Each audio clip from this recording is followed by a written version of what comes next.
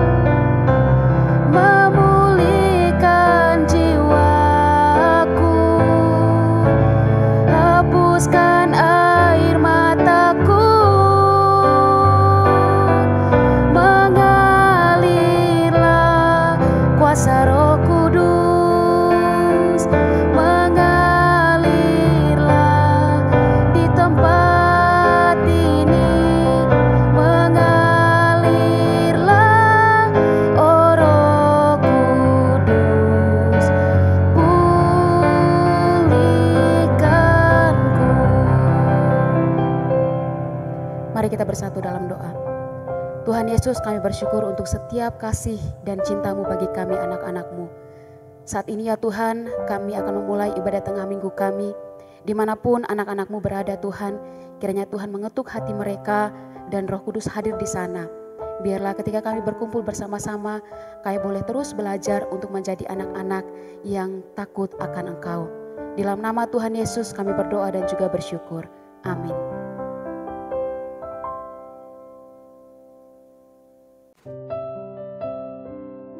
Halo Bapak, Ibu, dan Saudara yang dikasihi oleh Tuhan. Senang sekali kalau hari ini kita boleh berjumpa dalam ibadah tengah minggu, masih secara virtual. Oleh karena itu, sebelum kita membaca dan merenungkan firman Tuhan, mari kita bersama-sama bersatu dalam doa. Mari kita berdoa. Tuhan Allah yang mengasihi kami, sungguh kami bersyukur kalau pada malam hari ini kami boleh bersama-sama beribadah meskipun melalui virtual.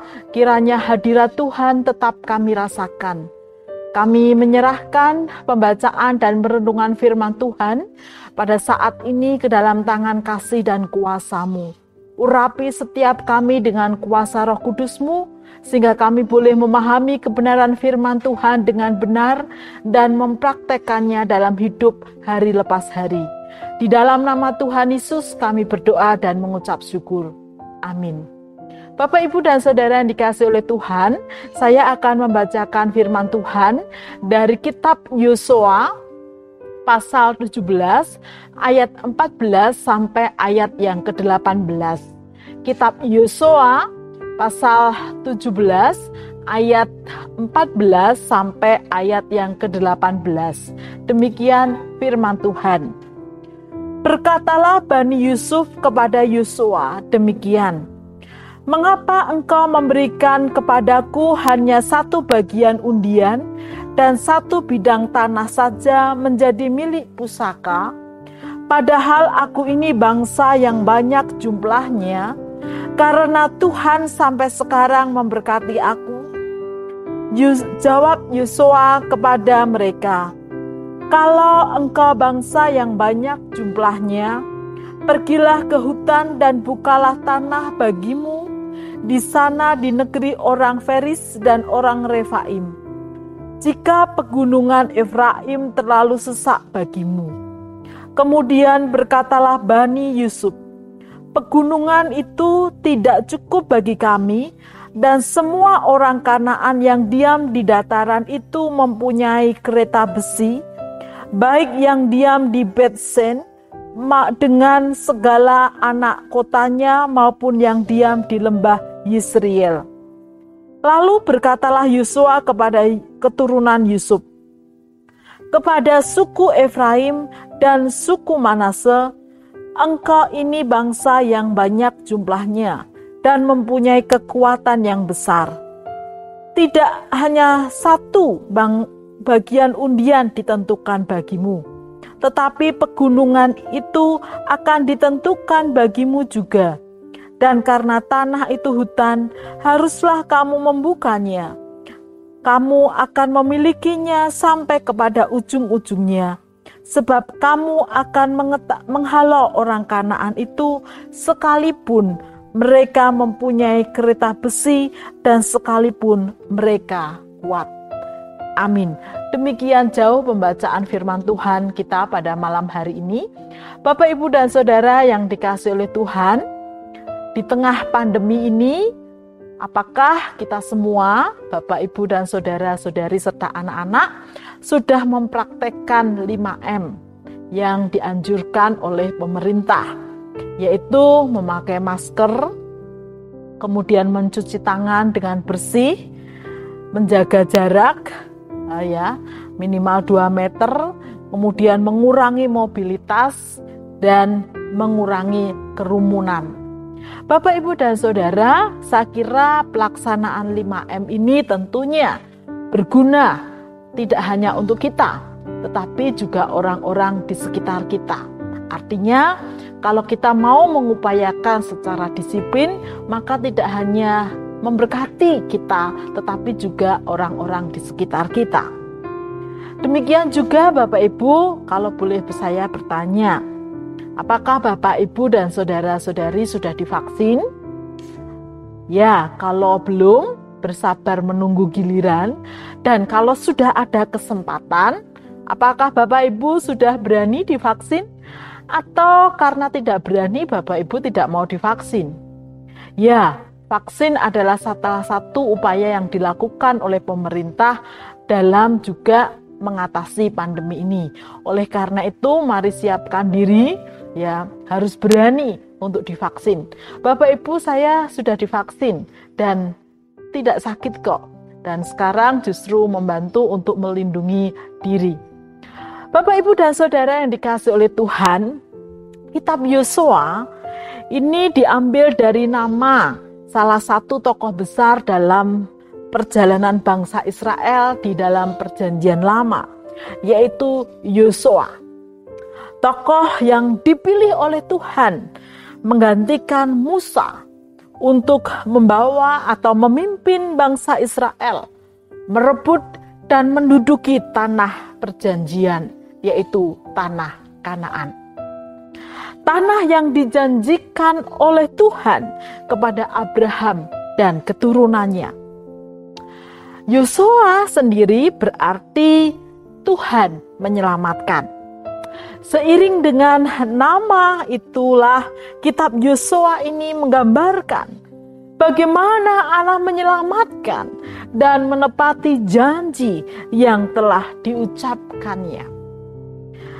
Kitab Yosua dibagi menjadi 3 bagian. Yang pertama adalah penaklukan kota-kota di Kanaan, pasal 1 sampai pasal 12. Bagian berikutnya adalah tentang pembagian tanah perjanjian di pasal 13 sampai pasal 22. Dan diakhiri dengan hari-hari terakhir Yosua di pasal 23 sampai 24. Bapak, Ibu, dan saudara-saudari yang dikasihi oleh Tuhan, teks yang kita baca tadi adalah masuk dalam bagian yang kedua, yaitu pembagian tanah perjanjian. Ayat-ayat yang kita perhatikan tadi menunjukkan bahwa Yusuf sebagai salah satu dari 12 suku memiliki 12 keturunan, memiliki 2 keturunan, yaitu Manase dan Efraim. Dan mereka juga menerima bagian tanah perjanjian. Dan ketika pembagian jatuh pada mereka, saatnya pembagian pada Bani Yusuf, ada persoalan di sana, Bapak Ibu. Bani Yusuf yang terdiri dari Manase dan Efraim serta keturunannya memprotes atas bagian yang mereka terima. Karena mereka merasa bagian yang mereka terima itu tidak cukup dibandingkan dengan jumlah mereka dan keturunan mereka yang sangat banyak. Mari kita perhatikan protes yang mereka sampaikan kepada Yosua. Mereka berkata, "Mengapa engkau memberikan kepadaku hanya 1 bagian undian dan 1 bidang tanah saja menjadi milik pusaka? Padahal aku ini bangsa yang banyak jumlahnya, karena Tuhan sampai sekarang memberkati aku." Bapak, Ibu, dan saudara yang dikasihi oleh Tuhan, menanggapi protes yang disampaikan oleh Bani Yusuf, Yosua menjawab dengan tegas di ayat yang ke-15. Yosua berkata demikian, "Kalau engkau bangsa yang banyak jumlahnya, pergilah ke hutan dan bukalah tanah bagimu di sana, di negeri orang Feris dan orang Refaim, jika pegunungan Efraim terlalu sesak bagimu." Dari jawaban yang disampaikan oleh Yosua itu, mengertilah kita bahwa sejatinya Yosua paham terhadap jumlah mereka yang sangat banyak. Karena itu tanah yang diberikan itu cukup luas. Hanya tanah tersebut masih diliputi oleh hutan. Oleh karena itu Yosua meminta mereka untuk membuka hutan tersebut menjadi lahan untuk mereka hidup dan berkarya. Jadi sebetulnya mereka bisa menduduki tanah dan tanah yang diberikan cukup untuk mereka. Menanggapi apa yang disampaikan oleh Yosua, Bani Yusuf masih tidak terima, Bapak, Ibu, dan Saudara. Mereka menjawab di ayat yang ke-16, "Pegunungan itu tidak cukup bagi kami, dan semua orang Kanaan yang diam di dataran itu mempunyai kereta besi, baik yang diam di Bet-Sean dengan segala anak kotanya, maupun yang diam di lembah Yisrael." Bapak, Ibu, dan saudara-saudari yang dikasihi oleh Tuhan, dari jawaban yang mereka sampaikan, ternyata bisa kita lihat persoalannya bukanlah terletak pada tanah yang mereka terima tidak cukup, tetapi pada ketidakmauan mereka untuk membuka lahan baru yang masih dalam bentuk hutan. Dan juga persoalannya terletak pada ketakutan mereka menghadapi suku-suku yang mereka memiliki perlengkapan senjata atau perlengkapan yang dianggap lebih kuat dibandingkan yang mereka miliki. Oleh karena itulah Bapak, Ibu, dan Saudara, Yosua tidak mau kalah. Justru mencelikkan mata mereka. Dengan tegas, Yosua menjawab mereka di ayat 17 sampai ayat yang ke-18. Yosua sekali lagi menegaskan kepada mereka dan berkata demikian. Engkau ini bangsa yang banyak jumlahnya dan mempunyai kekuatan yang besar. Bapak, Ibu, dan Saudara yang dikasihi oleh Tuhan, sebagaimana ayat 14 tadi yang mereka Bani Yusuf sebutkan, mereka ini bangsa yang besar, bangsa yang memiliki jumlah banyak, tidak kecil. Itu berarti Bapak, Ibu, kekuatan mereka dengan banyaknya jumlah orang yang mereka miliki, mereka memiliki kekuatan yang besar. Oleh karena dikatakan oleh Yosua di sana, mereka mempunyai kekuatan yang besar. Karena apa, Bapak, Ibu? Tidak hanya jumlah mereka yang besar. Di pasal 17 ayat yang pertama, di sana dikatakan bahwa keturunan mereka, yaitu Bapak Gilead, telah diberikan Gilead dan Basan, karena ia seorang tentara. Artinya bahwa dari keturunan mereka itu adalah tentara, orang-orang yang terlatih untuk berperang. Oleh karena itulah dikatakan Yosua selanjutnya di sana dikatakan, tidak hanya satu bagian undian ditentukan bagimu, tetapi pegunungan itu akan ditentukan bagimu juga. Dan karena tanah itu hutan, haruslah kamu membukanya. Kamu akan memilikinya sampai kepada ujung-ujungnya. Sebab kamu akan menghalau orang Kanaan itu, sekalipun mereka mempunyai kereta besi dan sekalipun mereka kuat. Bapak, Ibu, dan Saudara yang dikasihi oleh Tuhan, ayat ini menegaskan, Yosua menegaskan kepada mereka bahwa mereka sesungguhnya mampu untuk membuka hutan dan menghalau orang-orang yang di sana meskipun mereka memiliki kereta besi. Mengapa? Karena Tuhan pasti menepati janjinya. Tanah itu telah diserahkan kepada mereka dan mereka juga bukan bangsa yang lemah. Mereka juga memiliki kekuatan, tidak hanya jumlah, tapi juga keterampilan. Karena mereka sebagian dibekali sebagai tentara.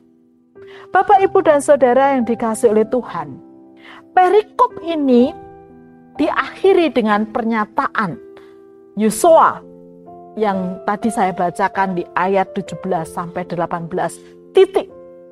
Artinya bahwa persoalan yang disampaikan oleh Bani Yusuf terletak pada diri mereka sendiri, yaitu ketidakmauan mereka untuk berusaha bekerja keras membuka hutan dan ketidakberanian atau ketakutan mereka untuk menghadapi orang-orang yang dianggap memiliki senjata yang lebih kuat.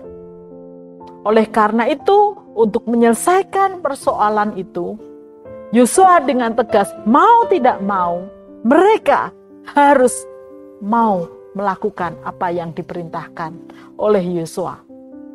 Bapak, Ibu, dan Saudara yang dikasihi oleh Tuhan, kalau mereka melakukan itu, masalah bisa diatasi. Dan kesejahteraan bersama, meskipun jumlah mereka besar, mereka dapat menikmati tanah perjanjian. Dari kisah ini, Bapak, Ibu, dan Saudara yang dikasihi oleh Tuhan, apa yang bisa kita pelajari? Saya ingin mengajak kita semua belajar dua hal dari peristiwa tersebut. Yang pertama, menerima janji Tuhan itu tidak mengabaikan usaha, upaya, atau kerja. Artinya, orang-orang yang menerima janji Tuhan itu tidak hanya berdoa, bermalas-malasan, maunya langsung terima jadi atau terima beres. Tetapi orang-orang yang menerima janji Tuhan adalah orang-orang yang mau bekerja, berusaha, mengupayakan sedemikian rupa sehingga janji Tuhan itu kita nikmati.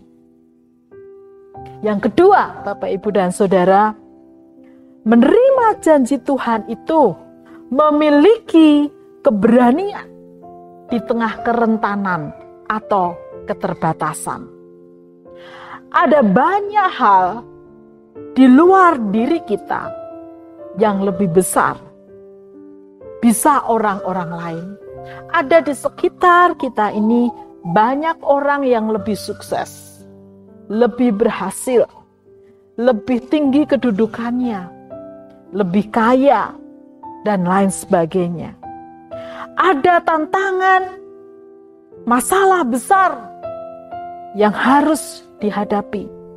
Ada pekerjaan-pekerjaan besar yang harus dikerjakan.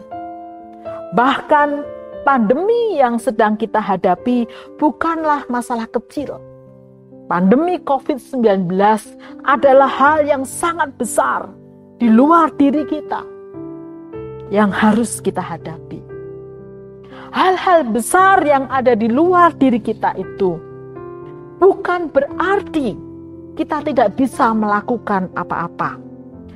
Bukan berarti kita lalu kemudian hidup dalam ketakutan sehingga tidak berani melakukan apapun. Orang-orang yang menerima janji Tuhan adalah orang-orang yang berani untuk melangkah, mengupayakan hal-hal yang terbaik di tengah segala hal-hal di luar diri yang nampaknya besar demi kesejahteraan bersama. Bapak, Ibu, dan saudara-saudari yang dikasihi oleh Tuhan, kita adalah umat yang telah menerima janji-janji Tuhan. Bahkan janji yang terbesar dalam hidup kita yang kita terima adalah keselamatan dari Allah di dalam Yesus Kristus. Oleh karena itulah, sebagai umat yang menerima janji Allah, mari kita belajar dari peringatan Yosua ini untuk terus bekerja, melakukan segala usaha yang terbaik yang bisa kita lakukan. Tidak menjadi umat yang lalu mengandalkan orang lain atau hidup bermalas-malasan.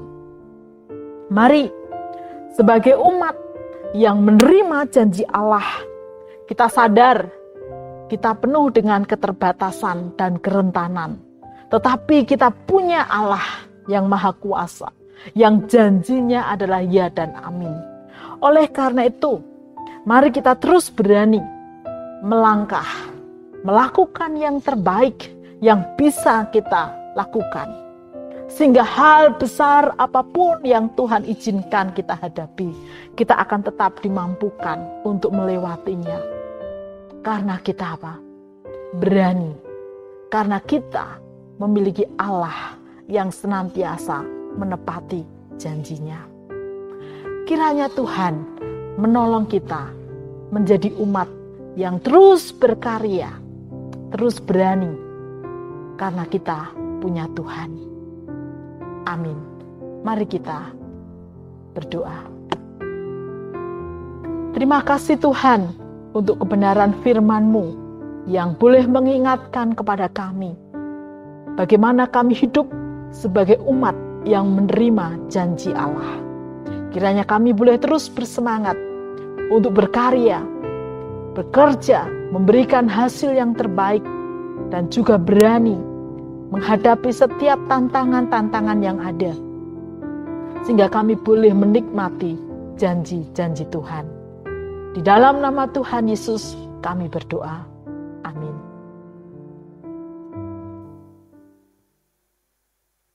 Ketika kita dalam pergumulan, ketika kita dalam pokok-pokok doa syafaat kita secara pribadi, mari kita terus percaya kepada Tuhan, bahwa Tuhan yang kita sembah, Tuhan yang kita percaya selalu ada bersama-sama dengan kita di saat apapun itu. Mari kita menaikkan setiap doa syafaat kita dan syukur kita bagi Dia dengan pujian, "Kalau ku cari damai."